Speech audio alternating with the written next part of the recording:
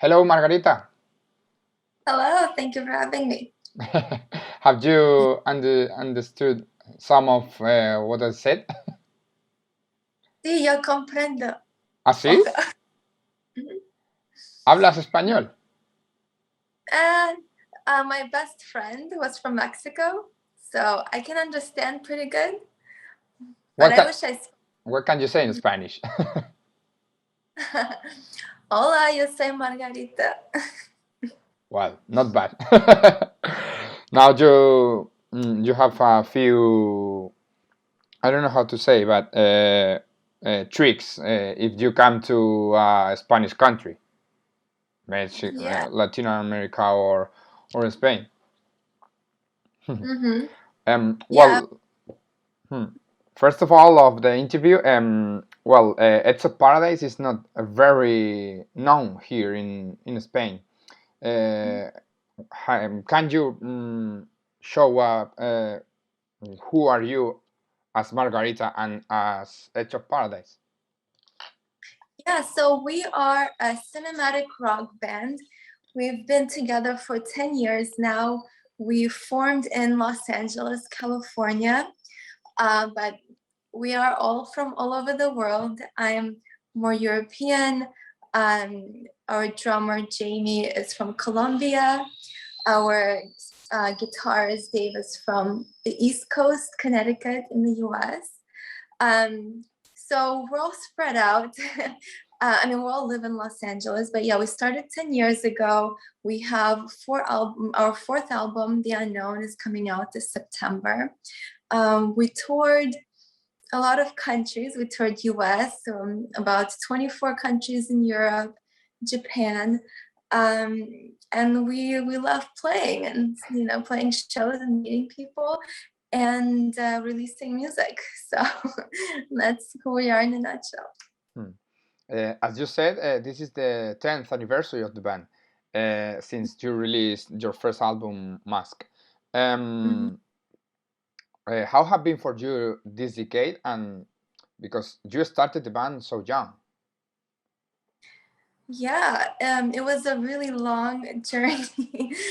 We sound like a completely different band now, especially me, because I moved to Los Angeles from New York and I actually grew up playing classical piano my whole life, so I never really imagined being in a band. So when I met Dave Bates, he his background is rock and metal, so we formed a band and we both wanted to create something and really dedicate our time and energy, basically dedicate everything to it, because we have similar passions and we just wanted to create. So that's why we formed the band. And it took us a few years to really figure out how to write music together, because we do come from such different backgrounds. And just in general, I think for any band it really takes a few years to really solidify their sound. With our last album, Universe, I think that's what really defined us, and now The Unknown is just taking it to a new level, so we're excited. Hmm. You said that you are from different sides of the Mhm. world. How was that reunion, or how all the members of the band met in the first moment? Well, we all met in Los Angeles because we all live here now, but originally we are from different parts of the world. We had a bass player from Serbia, so we always kind of end up getting people from different uh, parts of the world. But somehow a lot of people always end up in Los Angeles, so we meet here. So now, I guess it's easier for you to work and to play, Yeah. because how did you work before? Via email, or how was your method for the rehearsals? Oh, well, no, we've always lived in Los Angeles. So I've been here for Ah, 10 years. So most have, yeah, so we all can meet in person. Yeah, that's why I couldn't imagine. I mean, a lot of bands live in, the members live in different countries, and then they meet up and rehearse a few weeks before going on tour. But yeah, we've always lived in Los Angeles. It's just originally we're in different. When we formed the band, we were all already here. Okay, and well, you release The Unknown. What can the people expect from this album if they compare it to the previous ones? Yeah, it is sort of a continuation of Universe. It's just on a much more epic level. I think if you like movies like Interstellar, Star Wars, uh, Inception, every song is like a mini movie like that. So the album, it's very cinematic. It's very meaningful. The songs, there's a lot of depth to them. They're also really, the energy is really explosive, and they're super fun to listen to. And the album is very diverse. So even like looking at our first few music videos, we really wanted to introduce the album in such a way to really showcase all of its dimensions. So for example, Digital Paradise, it really showcases the futuristic sci-fi element of the album. My Method Your Madness, it's more of like the energetic rock, metal song. It really showcases the energy of the band members. The Unknown, that's the heart of the album, and it shows how meaningful and how much depth there is within this album. Then Falsettos, of course, is more of a metal track. It's very metal and melodic. And now we're almost at the release of the full album. So I'm really excited to share the rest of the tracks because there are some surprises there. And we have a remix. We have sort of an industrial dancey remix of one of them. So it's a blank one. But yeah. Yes, I can hear. But don't worry, we can hear you okay. But Yeah. and a part of what you said, it's true you have cinematic music, if we can say in that way, and also your looking or your pictures and all your videos are in that direction. You know, you mix with your music, like I've been listening a few songs of the album before the interview, and you mix the I will say heavy metal with the modern elements. What are your inspirations to create that kind of music, because it can come from different sides? Yeah. Well, I know. So I grew up playing piano, so I always had subconsciously the melodic, like when I create melodies for the vocals, I think the playing the piano for most of my life really helps me, and maybe subconsciously influences the melodies I choose. But I also love playing around with sounds, like on the keyboard, like all the symphonic sounds, and just all those elements that add up being in a cinematic soundscape. So I think, with our release, we had a release of a 5-song EP back in 2017, and that's when I really started. Was it 2000? Yeah, 2000. Sorry, the year is just fun. But that's when I started to really experiment on the keyboard with and some industrial elements as well. And the music started heading in that direction. And we kind of like what we heard, because Dave and I, we always play off of each other. Like I would come up with something on the keyboard, he would add guitars to it, and that would influence me to add something else. So naturally, the progression of the music just kept heading that way. And then vocally and melodically, I always draw on what I hear within the music. So that always started to influence those themes that are maybe larger than life, that explore more of futuristic themes, but still are rooted really deep in human emotion. Because to me, the most important thing about a song is for it to have meaning. So I put a lot of effort into lyrics and really thinking what I want to say with this song. So yeah, naturally the music just evolved that way, because whenever it's pretty much impossible to force music to sound a certain way. So we always just kind of let the music lead the way, if you know what I'm saying. Yeah, and so the meaning is very important for you in your music.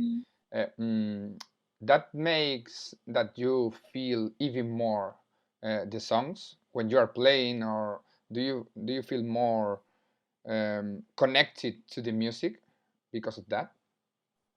Yeah, every song is a continuation of my soul.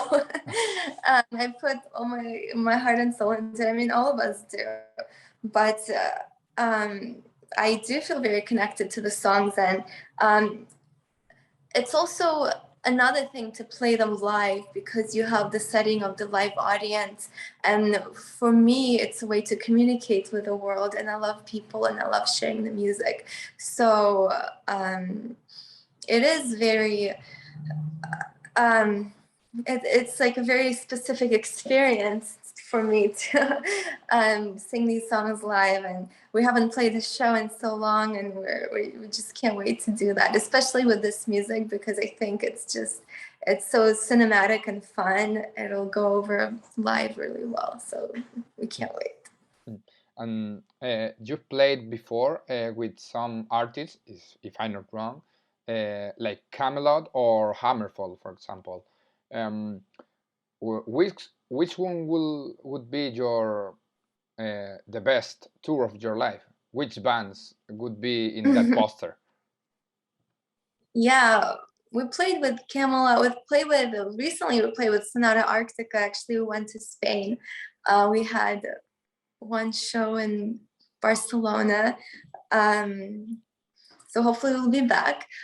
That was a really fun tour. But there's so many great bands out there. I think like the ultimate tour would be with Rammstein and Within Temptation, because I love big stage shows, and I love the grand scale of rock music, and they really take it to that next level. So I think that would be really cool. Absolutely. I've seen twice Rammstein, and it's the biggest show I've seen in my life. I mean, I've never seen Lady Gaga or Beyoncé or something like that, but it's very hard to go far. Yeah. But it's amazing. It's a good tour, Rammstein and Within Temptation. And well, most of the tours have been cancelled or postponed due to the pandemic. But when will the European and the Spanish people see Edge of Paradise here? Yeah. Well, we were supposed to come to UK and Europe in September, but I think we're probably holding off playing the rest of the year, touring. We'll play some shows locally, but touring will start in the beginning of next year. So I think for Europe, it'll be around March. I would say spring of next year for sure. Yeah. That's good news. Good news. And I've seen in your website that you are not only a singer; you only paint. Or you also paint. And I would like to know uh, how do you see the world of music? How do you see the world of painting? And if you have a connection between them worlds, between that Yeah. worlds. Um, for me, like I always was into the visual aspect of music as well. Like the music videos were always really important to me. our stage setup. So when people experience our music, they can really imagine the world we're trying to create. And like my mom always painted, so I grew up loving all aspects of art. And it started maybe like 4 or 5 years ago. I painted something and there was interest online. So people started to buy my paintings, and I was surprised in a way, but more people were interested in it, so I kept drawing and making paintings. And eventually, like with the release of Universe, I did a limited edition 20 box sets. So each box represented a song on the album, and I painted a painting that inspired by a song on the album, and that went over really well. So for this one, I'm making a painting for each song as well, and it has been included, like the canvas prints of it have been included in the bundles, and I'm actually giving away the original artwork for the title track, The Unknown. But I actually have it here. This is where I paint, so I'll show you. Oh, let's see. So this one is for one of our songs called Leaving Earth. It's pretty cool. Done. It looks like a Star Wars gate or something like that. Yes, because this is for the song called Leaving Earth. It's pretty cool. I like it. Thank you. And do you have more hobbies? Not hobbits, that's Lord of the Rings. More hobbies? Yeah, I mean, there's a lot of things I'm interested in. Like I love reading all about scientific discoveries, and I'm really into science, and maybe that's why songs are inspired by a lot of research that's being done right now, and just because I feel like we're almost living on the brink of science fiction if you really get into all that's being researched around the world. I also danced my whole life. I did ballet pretty much, yeah. So I like that, but I really don't have any time for anything else but the band, because I really dedicate 24/7 to the music and growing the band. Like I love making music videos, but that's really, it really takes a lot out of you. But so yeah. That's cool. And I'm curious about your relationship with your music label, with Frontiers Records, because they're from Italy, but you are there in Los Angeles.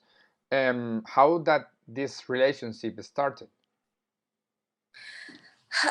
They signed us off of for the last album. We recorded some of the songs and released a trailer to the song, and they heard it, and they heard the few songs and signed the band. We were actually going to Japan as we were signing with Frontiers, so it was kind of an interesting trip how that all came to be. It kind of happened really fast, but they do have they have US representation out here as well, but we communicate with them on a weekly basis. They're a great label, great people. So now with the release of this album, we kind of expanded our team because it was produced by Mike Plotnikov, Howard Benson, and Neil Sanderson from 3 Days Grace. Howard and Neil started their own label called Judge and Jury. So we have kind of like a merger of Judge and Jury and Frontiers. Judge and Jury are mostly a US-based label. So yeah, I mean, we have a big team of people. It has its own challenges when you work with more people rather than less, but we have a great support, and we're looking forward to the future. I mean, there's a lot of work. It's still up to us. I think these days it's really important that the band itself is very self-sufficient, because we're the ones that have to keep creating, have to keep pushing the music, and the label there to support you. So yeah. And the pandemic time where we have been in a lockdown, was that time a useful time for the band? Because some people has been very sad and couldn't do anything, but some people has take advantage of that free time in home and has create music or whatever. Has it Was it useful for you? Well, the new album pretty much came out of this pandemic. I think making music really kept us sane because we came back from the European tour a few months before everything shut down. And we had the Hammerfall tour coming up in a few months, and we knew we had that break between touring, and we're always working on new music, so we wanted to record maybe a single. So we called up our producer and went into the studio, and that's when he introduced us to Neil Sanderson. He was on Zoom from Canada. So we got along with Neil really great. I think he had some great input for the songs, because he, like, 3 Days Grace is such a different band, and it was really great to have his perspective. But as we were recording, things started to shut down and the pandemic started to take hold in the US. And we knew that eventually the tours would get canceled. We were holding out till the last minute. But as everything shut down, we kept going to the studio just because it was just Dave, I, Mike. So we pretty much spent the lockdown in the studio. And I remember driving down like the abandoned freeways of Los Angeles, because usually it's bumper to bumper, like the traffic is insane in LA. But during that time, it was deserted and like that apocalyptic atmosphere in the air. I think I was driving, and then I found out that all the tours were canceled, our tours. So I came home and I think I wrote the Unknown, which is the title track, in like an hour. Maybe it was inspired by this whole atmosphere. So yeah, I mean, for us, making this album really kept us, afloat through this whole crazy time. Yeah, but well, crazy time, but at least you were smart and you could write a new album. That's not easy, because most of the bands have suffered a lot with that situation. Not in a health way, most of that in a mental way, I would say.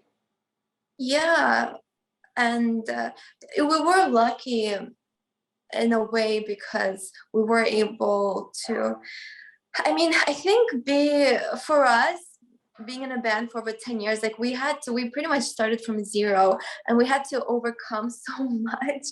Like we've done a lot by ourselves. Like we never had much support. So along the years, we learned how to make something good out of a bad situation, because we had to learn.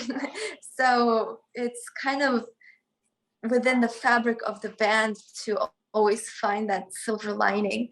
So I think that really helps us to always try to find something positive, and have the music make something positive out of something negative. So, yeah, that's important. And well, the last part of the interview, it's about your favorite albums of all time. What would you say are your 5 favorite albums of all time? It can be heavy metal or jazz or reggaeton or whatever. Yeah, well, I guess I'll start with when I started to really discover metal. I still am. I love Ronnie James Dio. So I love the album Holy Diver, Heaven and Hell. I also love, Guns N' Roses. Which like one? Apatrida.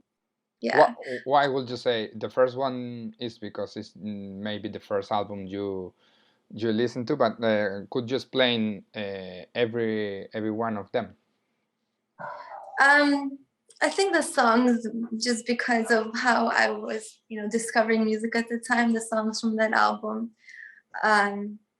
really had some meaning in my life. Just, yeah. And we actually, we're actually doing a cover of Welcome to the Jungle, maybe. I don't know yet. We're doing like an industrial version of it. It sounds cool, but it's an iconic song, so it's always it's fun, but it's kind of touching those iconic songs is difficult. But actually, recently, we're gonna release a cover of the Who song "Love Rain on Me." It's probably one of my top favorite songs. We're releasing that cover in October, and it came out really epic. So I'm really looking forward to getting that out there. Okay, more to the albums. 3 left. I do like Metallica. It's hard for me to pick which album. Okay, recently I really liked Within Temptation's album, the Resist. Yep, the last one. Yeah, I really like that one. I like Nine Inch Nails. Nine Inch Nails has such great songs, but I do have to say I really like some movie soundtracks. Like one of my top favorite is Clint Mansell's soundtrack for Requiem for a Dream. I'm not sure if you've seen that movie. It's probably one of my favorite soundtracks of all time. And then also Hans Zimmer. I love his soundtracks as well. So I have a mix of some metal, rock, and some soundtracks, and of course classical music because I grew up on that. So I'm curious about your favorite Metallica album, because I would say I have to say is my favorite band. So I'm curious about that. Which would be your top 5? I mean, I have here an Justice for All tattoo. So it's hard for me to say which album because I always like the songs, so the songs could be from different albums. Like one of the first Metallica songs that I heard was the what is the name of that song? About the wolf. Wolf and Man. Wolfman, right? Because for a moment there, I thought of The Year of the Wolf by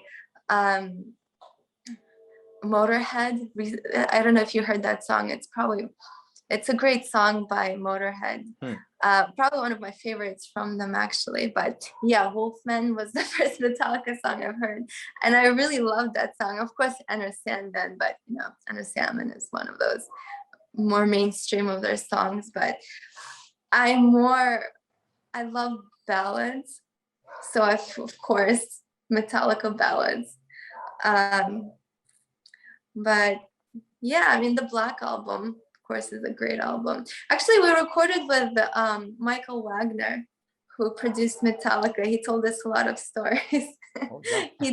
Michael did our Immortal Waltz, our second album. So it was really interesting to hear how they, the process of that. So, well, thank you very much, Margarita. It's been a pleasure. We are looking forward to see you here very soon, the next year in Spain, in the spring. And well, do you have a message for the Spanish fans? Well, I want to thank you for having me. We really love Spain, and we can't wait to get back there and hopefully see more of Spain the next time around we're there.